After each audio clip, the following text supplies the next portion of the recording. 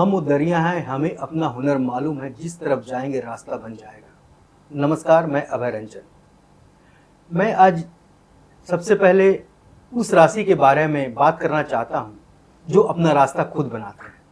मैं बात करने वाला हूं मेष राशि के बारे में। मेष राशि पर समग्र जानकारी इस वीडियो के माध्यम से आपको मिलेगी और इस विषय पर बातचीत करने के लिए हमारे साथ हैं हर बार की तरह सच्चिदानंद वशिष्ठ जी, जो ज्योतिष साथ साथ धर्मगुरु हैं। तो सबसे पहले गुरु जी, आपका स्टूडियो में बहुत बहुत स्वागत है। नमस्कार। आज हम लोग बात करने वाले हैं मेष राशि एरीज के बारे में। तो सबसे पहले दर्शक जानना चाहेंगे, मेष एरीज का अर्थ क्या होता है? अगर इसको शाब्दिक अर्थों में लिया जाए, हिंदी के अंदर मेष को मेंढा कहा जाता है। भेड़ का नर उसको जो है मेष कहा जाता है। तो ये 12 राशियों में सबसे पहली राशि इसको काउंट की जाती है। गुरुजी, जो कालचक्र है, कालचक्र की पहली राशि है मेष।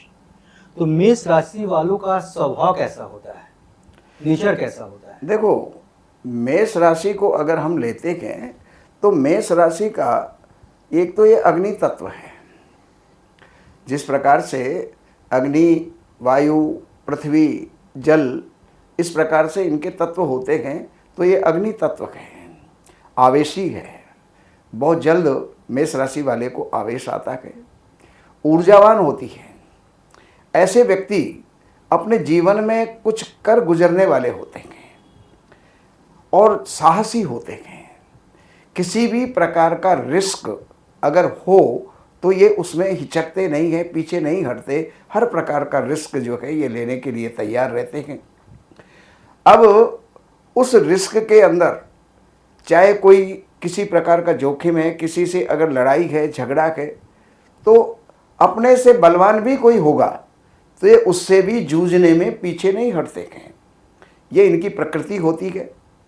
अग्नि तत्व प्रधान होते हैं और गर्म मिजाज होते हैं। अब ये प्रश्न होता है कि जो जातक मेष राशि के हैं वो किन नामों से उनकी शुरुआत होती है, या फिर बहुत लोग डेट ऑफ बर्थ के अनुसार भी राशिफल को देखते हैं, अपने राशि समझते हैं। तो डेट के अनुसार साल में कौन कौन से महीने में जन्मे लोग मेष राशि के होते हैं, और साथ ही साथ कौन कौन से नाम हैं जिसकी शुरुआत अक्षर हैं जो मेष राशि के जातक होंगे?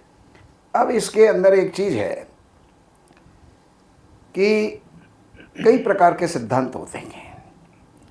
एक पाश्चात्य मत से अगर हम देखें तो 21 मार्च से लेकर के 19 अप्रैल तक की जो डेट होती हैं, ये पूरा एक महीना ये मेष राशि में काउंट होता है। लेकिन वो स्थूल प्रक्रिया है, क्योंकि एक महीने के अंदर तो कितने ही लोग जो हैं जन्म ले लेते हैं, तो वो एक स्थूल प्रक्रिया है। जैसे कि हम कोई चीज़ को उठाए, ये कितना हो सकता है? ये 5 किलो हो सकता है, 4 किलो हो सकता है, 4.5 किलो हो सकता है, और वो उसके इर्द गिर्द होता है। लेकिन अगर हम नेट तोलना चाहें कि ये कितने ग्राम है, तो उसके लिए हमें अपने वैदिक ज्योतिष के अंदर आना पड़ेगा। और वैदिक ज्योतिष के अंदर 9 अक्षर एक राशि में होते हैं। 2.25 नक्षत्रों से एक राशि बनती है। हमारा जो पूरा खगोल है, पूरा ब्रह्मांड है, इसको 108 भागों में विभक्त किया गया और 4-4 भाग की एक एक राशि बनती है। यानी एक राशि में 4 चरण होते हैं। अब अश्विनी नक्षत्र, भरणी नक्षत्र और कृतिका नक्षत्र का प्रथम पाद, ये 4, 4 और 1, यानी ये 9 चरण हो गए। तो 9 चरण के अंदर मेष राशि बनती है। इनके जो अक्षर होते हैं, चू, चे, चो, ला, ली, लू, ले, लो, आ, ये 9 अक्षर बनते हैं। तो 9 अक्षर की मेष राशि होती है। गुरुजी, आपने बताया कि मेष राशि का जो चिन्ह है वो मेढ़ा है। तो उस मेढ़ा और जो आम आदमी इंसान है, जो मेष राशि का जातक है, उसमें आप क्या समन्वय देखते हैं? देखो, समन्वय देखने की बात यह है अब आप मेंढे को देखिए, उसका चेहरा आगे होता है। शेर के चेहरे को देखिए, मेंढे के चेहरे को देखिए। शेर का गोल और चौड़ा होता है, मेंढे का चपटा और लंबा होता है। तो जो मेष राशि वाला जो व्यक्ति है, उस मेष राशि के उस मेष के गुण उसमें भी आ जाते हैं। वो प्रकृति, वो बनावट, वो सारी, यानी उसका जो है चेहरा थोड़ा सा आगे निकला हुआ होगा, वो मेष राशि की पहचान है। और एक बात और भी बहुत महत्वपूर्ण बात है कि सर सब जितने भी राशि हैं उसके राशि स्वामी हैं, तो इसके राशि स्वामी क्या है और इसका स्वभाव और जो मेढ़ा का स्वभाव, दोनों में किस तरह से आप इन दोनों को जोड़ते हैं?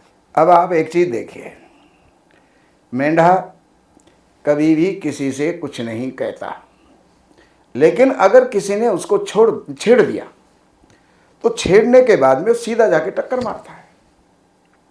और टक्कर भी उसकी सामान्य नहीं होती है, सिर से टक्कर मारता है। जिसके टक्कर लगी हो वो जानता है कि कितनी तगड़ी जो है वो टक्कर मारता है।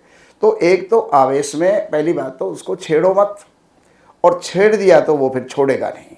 उसी प्रकार मेष राशि का कोई व्यक्ति होगा, वो भी उसी प्रकार की उसकी प्रकृति होगी। वो जल्दी से आवेश में नहीं आता, यानी अकारण वो आवेश में नहीं आता, और जब आता है तो फिर अपना बदला वो पूरी तरह से लेने की क्षमता भी रखता है, इरादे भी रखता है, और वो लेता भी है। ये आपने कहा कि छेड़ोगे तो छोड़ेगा नहीं। हाँ, तो इन लोग के लिए तो करियर भी बड़ा मुश्किल होता होगा, तो कौन से करियर और में इन लोग ज़्यादा बेहतर कर पाते हैं? देखिए, सबसे पहली बात यह है, मेष का जो स्वामी होता है ये मंगल होता है, और पूरे नवग्रह के अंदर जो एक राज्य व्यवस्था बनाई गई, कौन राजा है, कौन रानी है, कौन मंत्री है, कौन शिक्षक है, कौन बालक है, कौन कुमार है, कौन सेनापति है, तो मंगल को सेनापति का पद दिया गया है। और सेनापति का अगर पद दिया गया है तो सेनापति, एक तो साधारण आदमी अगर सेनापति होगा, शांत आदमी अगर सेनापति होगा, तो वो सेना के ऊपर कंट्रोल नहीं कर पाता, इसलिए उसको उग्र होना ही पड़ेगा। उग्र हुए बगैर वो सेना के ऊपर जो है कंट्रोल नहीं कर पाएगा। तो ऐसे व्यक्ति उग्र होते हैं, और सेना में ही प्रमुख रूप से ये जो है सफल हो पाते हैं। सेना, पुलिस या कहीं भी कंट्रोलिंग पावर इनके हाथ में हो, उस जगह पर ये सफल होते हैं। नेतृत्व क्षमता, हाँ, नेतृत्व क्षमता इनके अंदर होती है, तो ये उसके अंदर सफल हो पाते हैं। और ये बड़ा महत्वपूर्ण होता है कि सर जैसे मेष राशि के जो जातक हैं उनका विवाह किसी के साथ हो रहा है, तो किन किन जातकों के साथ, किन जातिकाओं से जातिकाओं से शुभ माना जाता है, किससे आगे अच्छा ठीक नहीं रहता? मतलब संबंध उनके संबंध किन के उनके साथ में, संबंध कौन सी राशि वाली लड़की के साथ में इनके संबंध जो हैं अच्छे बढ़िया होते हैं। सबसे पहली बात तो ये है, अगर हम मेष से मेष को ही मिलाते हैं तो वहाँ पर दोनों का स्वभाव लगभग एक जैसा होता है, तो वहाँ पर हम उनका विवाह कर सकते हैं। वृष राशि वाले के साथ में मेष राशि वाले का विवाह वो जो है प्राय अनुकूल नहीं रह पाता। उसका मुख्य कारण है द्विर्द्वादश योग बन जाता है, एक दूसरे का दूसरा या उसका 12वां, और वहाँ पर उनके जो स्वामी हैं वो भी वृष राशि का स्वामी शुक्र हो जाता है। तो एक तरफ नीति को बताने वाला और एक तरफ कंट्रोलिंग पावर रखने वाला, तो जो नीति बताने वाला है और कंट्रोलिंग पावर रखने वाला है, इन दोनों का सामंजस्य नहीं बैठता है। वो तो कंट्रोल ही करेगा, कोई किसी की नीति पर नहीं चलेगा, इसलिए यहाँ पर संबंध उनके ठीक नहीं हो पाते। अगर हम मिथुन राशि के साथ में इनका संबंध करते हैं तो मिथुन है कुमार, बुध उसका मालिक होता है, तो बुध हर जगह एडजस्ट हो जाता है, किसी के साथ में भी एडजस्ट हो जाता है। तो जिनकी राशि मिथुन है उनके साथ में भी इनका विवाह हो सकता है। कर्क राशि अगर है तो कर्क राशि वालों के साथ में भी इनका विवाह हो सकता है। सिंह राशि वाला अगर कोई लड़की है तो उसके साथ में भी इनका विवाह हो सकता है। अब कन्या राशि के अंदर इनका मालिक उसका बुध है, लेकिन इसके उपरांत भी इनका तालमेल नहीं बैठता है, क्योंकि उसमें षडाष्टक योग होता है, और षडाष्टक योग जो है एक भकूट दोष बन जाता है, और उस भकूट दोष के अंदर विवाह नहीं करना चाहिए। या तो उनमें शत्रुता होती है या एक दूसरे के लिए घातक हो जाते हैं, प्राणनाशक हो जाते हैं, इसलिए कन्या राशि के साथ में विवाह नहीं हो सकता। तुला राशि, वही वृष राशि वाला सिद्धांत यहाँ पर होता है, क्योंकि वो कुछ ज्ञान देगा और वो उसको मानेगा नहीं, तो आपस में टकराव होता है। वृश्चिक राशि वाला, इसमें भी षष्ठक योग बनता है। हालांकि स्वामी एक ही हैं, लेकिन फिर भी मेष राशि वाले लड़के से वृश्चिक राशि वाले का विवाह नहीं होना चाहिए। हाँ, धनु राशि के साथ में विवाह हो सकता है, मकर राशि के साथ में विवाह हो सकता है, कुंभ राशि के साथ में विवाह हो सकता है, और मीन राशि के साथ में भी इनका विवाह हो सकता है। हालांकि मीन राशि में भी द्वादश योग है, लेकिन वहाँ पर मीन राशि का स्वामी गुरु होता है, तो गुरु तालमेल बैठा लेता है, इसलिए वहाँ पर उनका संबंध सुखदायी होता है। गुरु जी, विवाह की तो बात कर लिए। हाँ अब मैं जानना चाहूँगा कि मेष राशि वाले जो हैं, हाँ, उसके किस राशि के साथ उनका शुभ योग होता है और किसके साथ शुभ अशुभ योग नहीं, योग। अशुभ योग होता है? तो शुभ योग तो मैंने आपको जो अभी बताया, तो विवाह के मैटर पे था। चाहे जनरली नहीं, बिजनेस हो गया, वो व्यापार हो गया। वो विवाह का मैटर भी हो सकता है, वो बिजनेस का मैटर भी हो सकता है, वो संबंधों का मैटर भी हो सकता है। ऐसे व्यक्ति इन राशियों पर जो मैं अभी बता के गया हूँ, वही राशि वाले एक दूसरे के पूरक होते हैं। जी। और गुरु जी, एक चीज़ पूछना चाहेंगे कि जैसे लोग अंकों पे भी बात करते हैं, आजकल न्यूमरोलॉजी भी चल रहा है, तो न्यूमरोलॉजी और एस्ट्रोलॉजी को अगर आप मिलाते हैं तो कौन सा अंक जो है मेष राशि वालों के लिए बेहतर होता है? जैसे वो अपने नाम हो या टेलीफोन नंबर हो या कुछ भी हो, जिसमें उन नंबर्स का यूज़ कर सके जो देखिए, ऐसा है, न्यूमरोलॉजी के अंदर अंक प्रधान होते हैं, और अंकों की बात अगर करें तो मेष का मालिक मंगल है, और न्यूमरोलॉजी में 9 का अंक मंगल का होता है। अब उस 9 के अंक के साथ में अगर उनका हर जगह पर 9 का अंक बैठ रहा है तो सबसे बेटर है। अगर 5 का अंक बैठ रहा है तो भी बेटर है।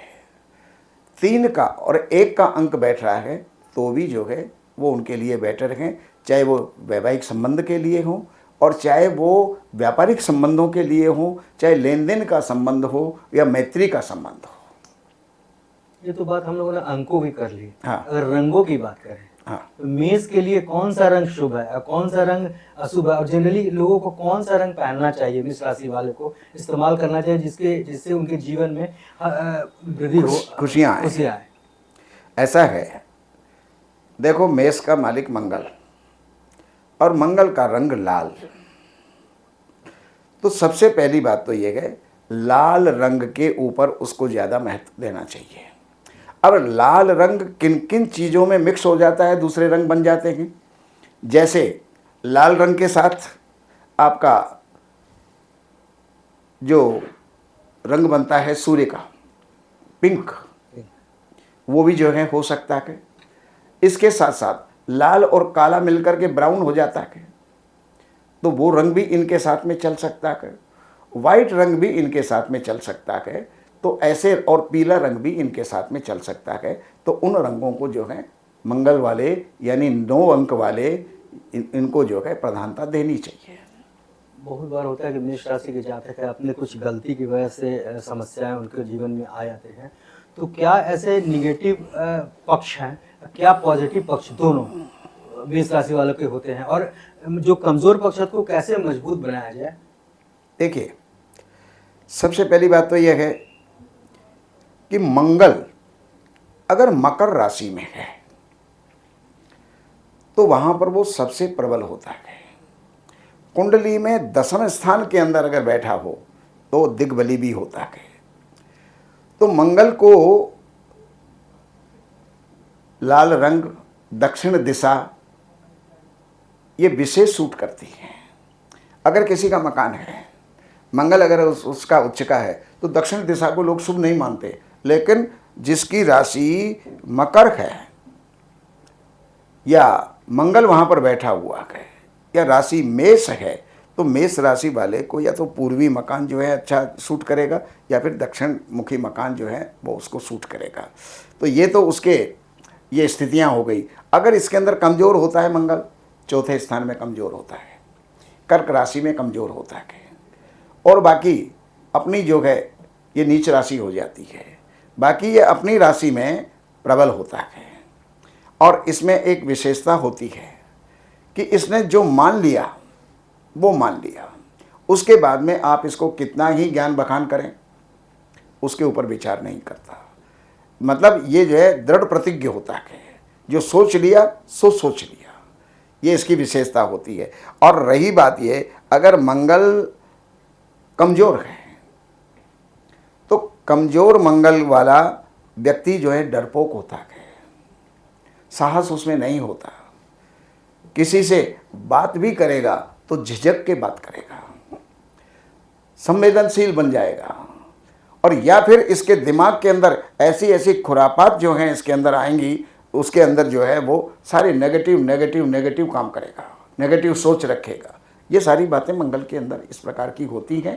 तो अगर मंगल अशुभ है तो मंगल का दान करना चाहिए, लाल चीज़ों का दान करना चाहिए, और मंगल के मंत्र का जाप करना चाहिए। और मंगल कुंडली में शुभ है और वीक है, ऐसी स्थिति में उसको मूंगा रत्न धारण करना चाहिए। जी, हम रत्नों पे भी बात कर रहे थे। हाँ। तो मूंगा है और इसके साथ कोई उपरत्न भी है कि जिसको हम यूज कर सकते हैं? हाँ हाँ, कौन सा है? जो इसकी मित्र राशि के रत्न होंगे। अब जैसे मेष राशि है तो 5वीं राशि का रत्न और 9वीं राशि का रत्न, ये जो है मूंगा पहन सकता है, माणिक्य पहन सकता है, और इसके अलावा पुखराज जो है वो इसको बहुत अधिक सूट करेगा।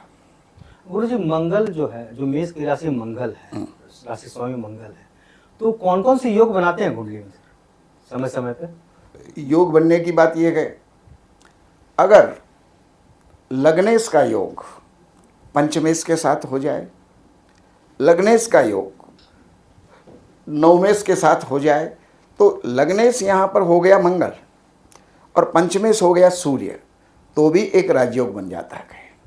और अगर उसका संबंध नवमेश के साथ बृहस्पति के साथ बन जाता है तो भी एक राजयोग बन जाता है, प्रबल योग बन जाता है, और उसके अंदर वो जीवन के अंदर अपनी ऊंचाइयों को छूता है। तो ये सब योगों का कारण बन जाता गुरु है। जी, मांगलिक पे तो चर्चा हम नहीं कर रहे हैं, लेकिन मंगल की बात कर रहे हैं तो मांगलिक पे भी थोड़ी सी चर्चा करना चाहेंगे। किस किस भाव में है मंगल, तो मांगलिक दोष होता है, और क्या एक नंबर अगर मेष में अगर मंगल बैठा हुआ है किसी के राशि में, क्या मांगलिक है और इसके कुछ उपाय हैं? देखिए, अजे लग्ने बेये चापे पाताले वृश्चिके स्थितः, वृषे जाया घटे रंध्रे भूम दोष विनाशकृत। अगर मेष राशि का मंगल लग्न में बैठा है तो वहां पर मंगलिक दोष नहीं होता।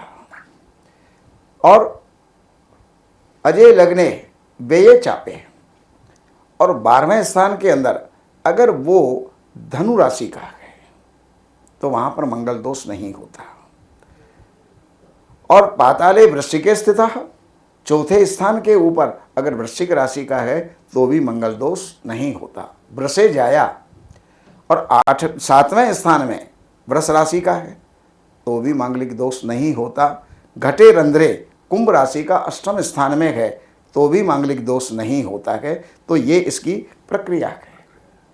गुरु जी, मंगल पे तो समग्र जानकारी आपने दिया। अब सबसे आखिरी में हम एक सवाल पूछना चाहेंगे, ऐसा कोई महामंत्र, गृह मंत्र मेष राशि वालों के लिए आपके पास? देखिए, मेष राशि का स्वामी मंगल और इनके जो मुख्य देव हैं, या तो हनुमान हैं या फिर लक्ष्मी नारायण हैं।